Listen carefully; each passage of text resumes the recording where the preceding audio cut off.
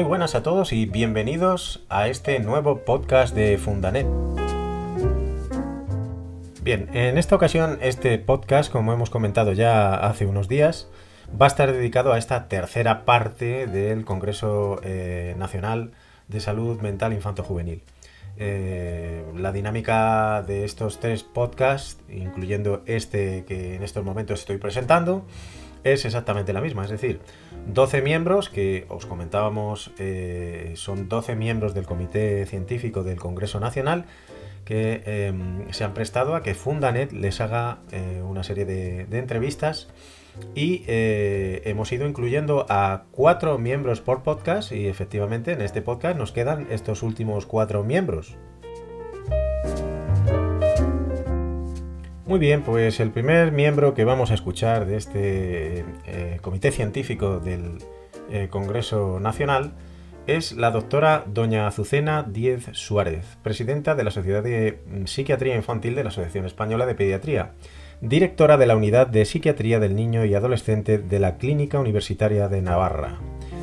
El segundo miembro que vamos a escuchar correlativamente es la doctora doña Natalia Garrido Torres, psiquiatra en Unidad de Salud Mental Infantil y del Adolescente, referente del programa TEA, doctora en Biomedicina e Investigación Clínica, Hospital Virgen del Rocío de Sevilla.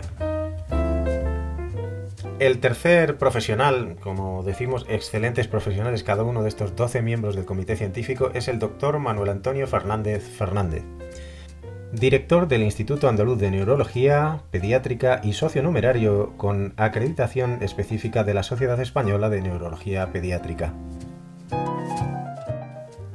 Por último tenemos a la doctora Montserrat Matilla Barba, pediatra de atención primaria y vicepresidenta primera del Colegio Oficial de Médicos de Cantabria.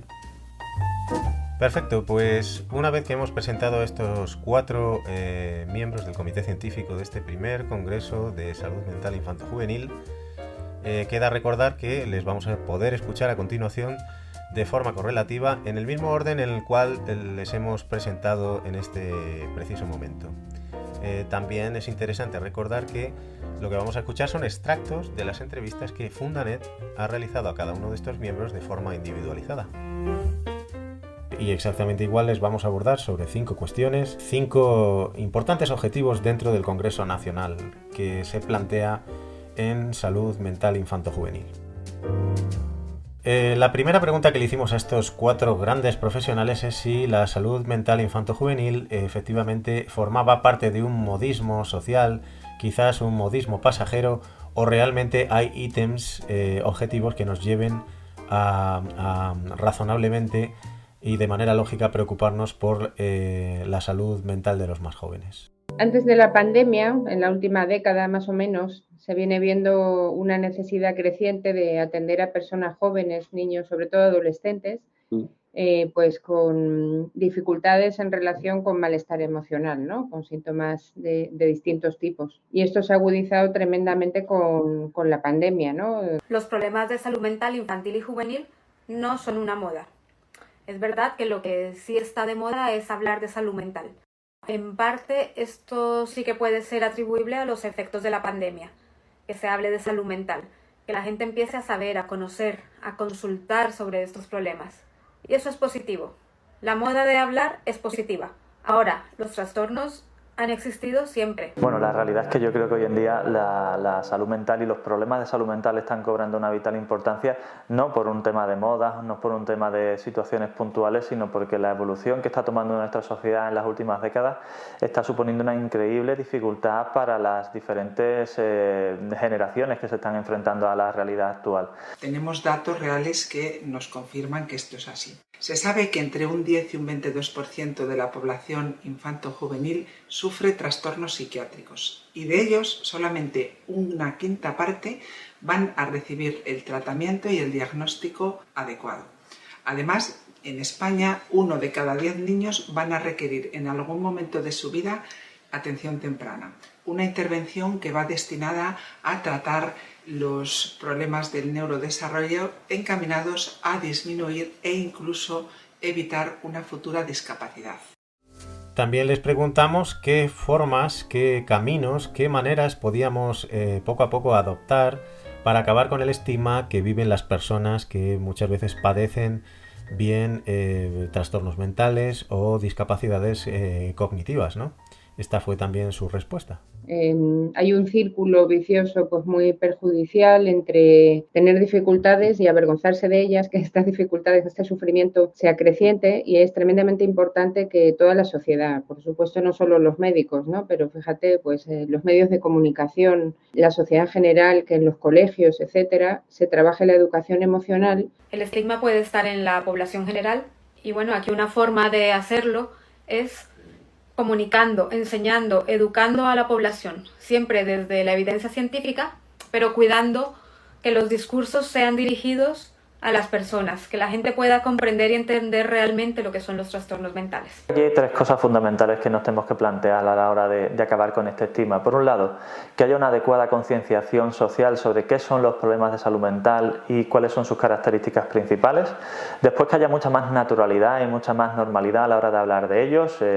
Por ejemplo, problemas de ansiedad, trastornos del ánimo, depresión, los tratamientos, es algo que es algo completamente natural en nuestros días, es una alta prevalencia la que tienen este tipo de problemas y parece que se ocultan por ese miedo, por esa falta de conciencia y por esa sensación de estigmatización efectivamente. Y por otro lado, que de verdad haya desde las autoridades y desde la administración pública, desde las sociedades científicas, una mayor concienciación global sobre las dificultades, los hándicaps que estas situaciones comprometen a las personas. Los pediatras tenemos que aumentar nuestra sensibilidad diagnóstica. Tenemos que estar concienciados de que son patologías que muchas veces no las detectamos y están en nuestras consultas. Por otro lado, también hay que normalizar el diagnóstico de una enfermedad mental. Igual que diagnosticamos una diabetes, una enfermedad celíaca, pues la enfermedad mental es una enfermedad más. Una vez más, la tercera pregunta que le hicimos a estos 4 profesionales fue en torno a la educación, es decir, el papel que juega la educación en la salud mental infanto-juvenil. Debajo de todo esto tendría que haber programas desde educación infantil y desde ciencia, pero la mayoría de los casos no han empezado ahí, ¿no? Programas que ayuden que formen a los profesores para que los profesores puedan atender, ¿no?, en todo lo que haya de dificultades interpersonales entre los chicos. Por un lado tenemos la figura del orientador escolar, la figura de la maestra de pedagogía terapéutica, en algunos sitios la figura de la enfermera escolar, y creo que estos profesionales son claves a la hora de elaborar esas medidas concretas. La relación de la educación con el desarrollo psicológico y mental de los niños es directa, o sea, es casi lo mismo, podríamos decir.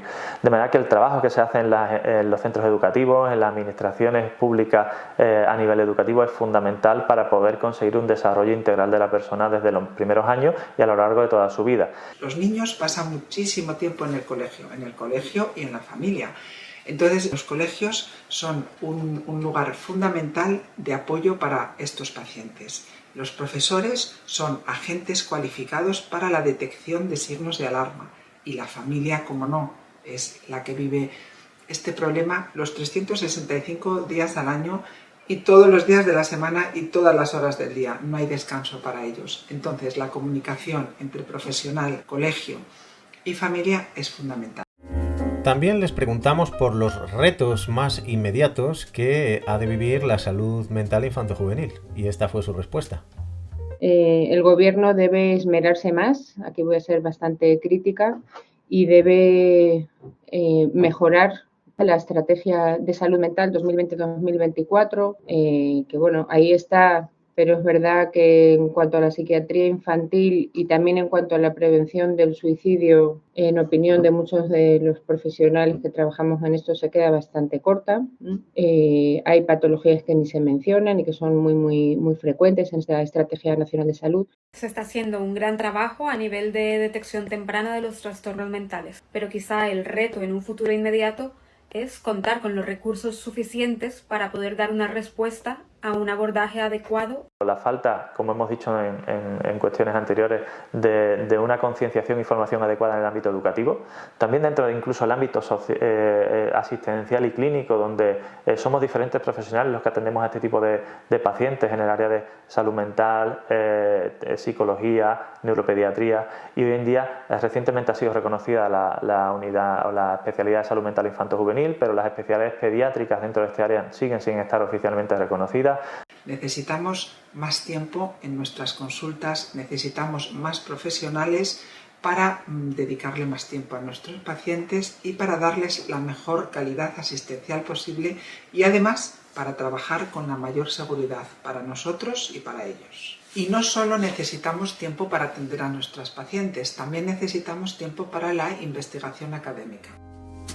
Finalmente, como no puede ser de otra manera, les preguntamos por el papel, por su visión, quizá por la perspectiva que tienen de este congreso, la funcionalidad de este congreso nacional, este primer congreso nacional de salud mental infanto-juvenil. Bueno, yo creo que este congreso es un congreso muy valiente y muy necesario, porque una de las características principales que tiene, que es única, es que es multidisciplinar, de verdad, ¿no? Estamos profesionales del ámbito de la pediatría, de la psiquiatría, de la neuropediatría, psicólogos. Este congreso, el Congreso Nacional de Salud Mental Infanto-Juvenil, es necesario, es una oportunidad excelente que hace de punto de encuentro entre los diferentes profesionales que atendemos a los niños con problemas de salud mental. Uno de los aspectos más importantes de este tipo de iniciativas, de este tipo de congresos multidisciplinares, es que podemos unir en un mismo lugar, en un mismo momento, a personas y profesionales que tenemos los mismos intereses, pero que trabajamos en diferentes ámbitos, en diferentes localizaciones y con diferentes objetivos, o por lo menos con diferentes perspectivas y visiones.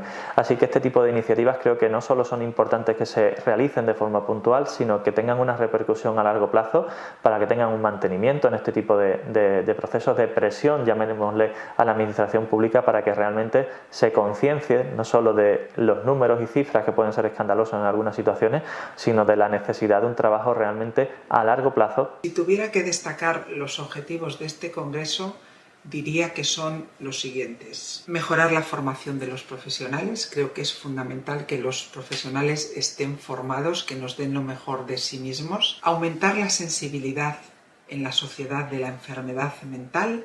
Y, por supuesto, hacer que nuestras autoridades competentes se sensibilicen y pongan en marcha todos los recursos, más recursos, para estas familias y sus pacientes.